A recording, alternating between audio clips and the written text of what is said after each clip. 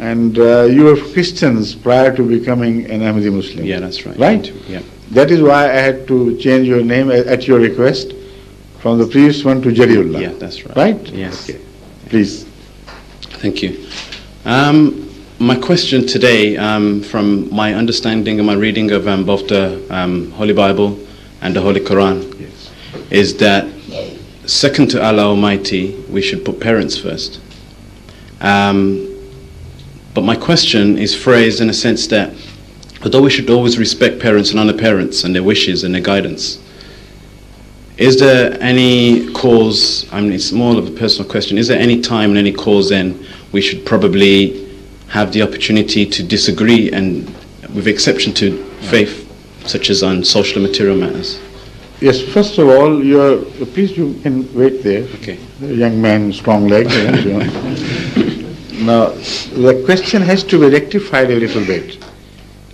It has wrong premise on which it is standing it for the moment. You said, according to the Holy Quran and the Holy Bible, after God, there are parents. While, according to my study, after God, there are prophets of Allah. Those who represent Allah. So, after God, if you qualified by including the prophets in what is godly and which is representative of God, then I agree with this statement, Okay. not otherwise. Okay. And when you understand this question as raised in this modified form, then you are also answered that if God and those who represent Him must be given priority over all others, then parents automatically belong to the top of the second group, which when confronts this first category will lose its validity. So you accept the instruction from your parents. Also the Holy Quran speaks of the government and authority and says whatever government is established, you must obey that government, the parents, etc. But whenever there is a difference of opinion between one authority and the other, then always follow Allah and His Prophet. Okay. So the issue is resolved. My question, it's more relating to material and social matters rather than the religious side. My answer covers that as well, because in ordinary matters, worldly matters, you will not find any contradiction between religion and the wishes of the parents. So I qualified my answer with that, Yeah, I So understand. it's already answered, Yes, right? yes. Thank you. Thank you. So the next questioner is Mrs. Russell. Mrs. Russell. Mr. Russell, right?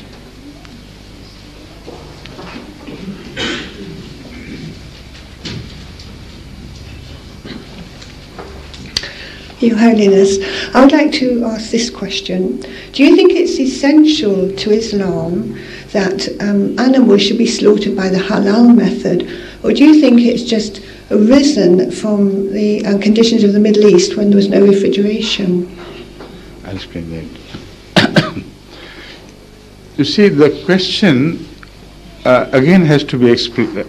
Question itself has to be explained first. I'm going to do it for you. You see, when you hear of halal and haram much talked about in a society like the British society, and when you hear the edicts of some mullahs that do not eat any meat slaughtered by non-Muslims, then you have an image of what Islam is all about, and perhaps you understand Islam to be dividing a line between people of Islam and others in areas of daily common usage which are common. Now, this is not the correct understanding of Islam. Islam clearly lays down those things which are forbidden for human consumption.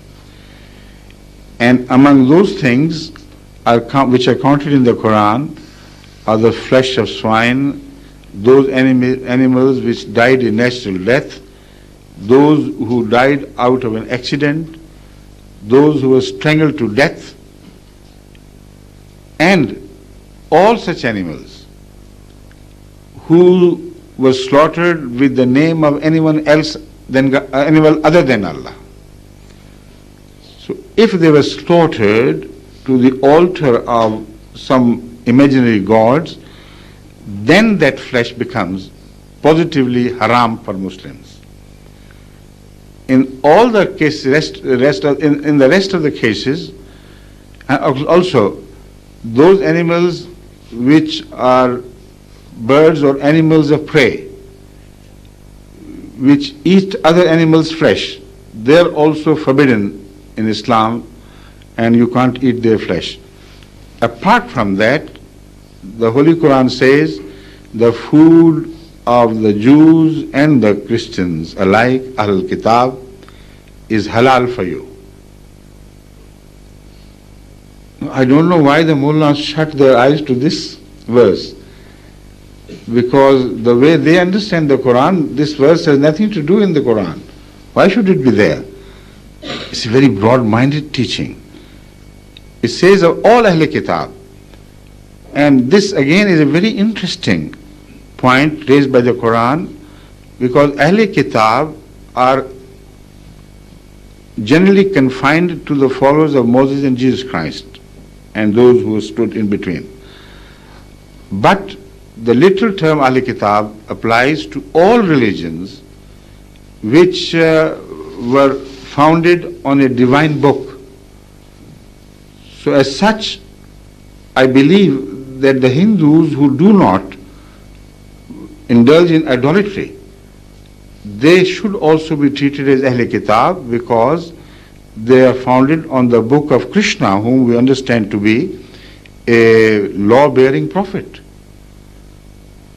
So with this understanding, I assure you that this is the Ahmadiyya belief and practice, that all meat is halal provided it is slaughtered for the sake of human consumption.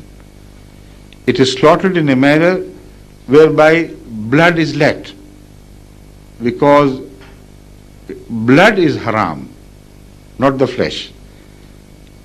If it is not strangulated, if it is not beaten to death, then that flesh of the animal, which animal in itself is not forbidden, that can be eaten without any shadow of doubt. Only what you have to do is say Bismillah, Allahu Akbar before you eat the flesh. Now this is not only my interpretation of the Quran, this is proved to be the practice, the Sunnah of Hazrat Muhammad Rasulullah sallallahu alaihi wasallam himself, because we read in Bukhari, no other book than Bukhari. It is the most authentic book of traditions, that Hazrat Rasulullah sallam told some others who were doubtful about the quality of meat which they received from the Bedouins around, whether it was properly slaughtered or not, or whether it was slaughtered by Muslims or others. Muhammad Rasulullah said, no, don't indulge in doubts and speculations. If a meat comes, it is slaughtered for human purpose, then say your own Bismillah over it. And Bismillah, Allahu Akbar doesn't cost anybody anything. It just means in the name of Allah, and Allah is the greatest. So this is the true nature of Islamic injunction regarding the foods. Do you have any question based on this statement, please? Just add that I understand exactly what you said, yes.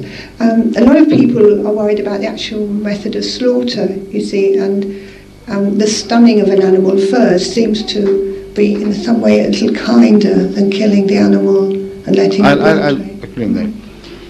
You see, this issue is debatable whether to stun the animal first and then to slaughter is more benign for the animal, shows more kindness to the animal, or just the slaughter. Because I have studied this since my student days here in 1956, 55, 56. and I went to some slaughterhouses, I inquired